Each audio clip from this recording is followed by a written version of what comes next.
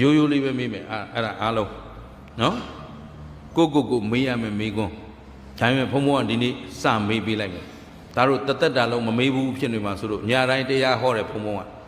ဟောတဲ့အခါကျရင်ရှေ့မှာ80ကျော်80ကျော်90ကျော်ကြီးတွေတရားလာနိုင်ဘုံဘုံကဒီမေးခွန်းလေးမေးပြတယ်ကိုမေးဘူးပြီလားဆိုရင်မမေးဘူးတဲ့လူကများအဲ့တော့အခုငယ်ရွယ်နဲ့မေးတတ်သွားအောင်နော်ဒါတို့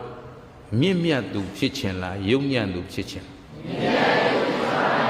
ဩသာဓုမစိုးမင်းတို့အကောင်းတော့ရွေးတတ်သားပဲနော်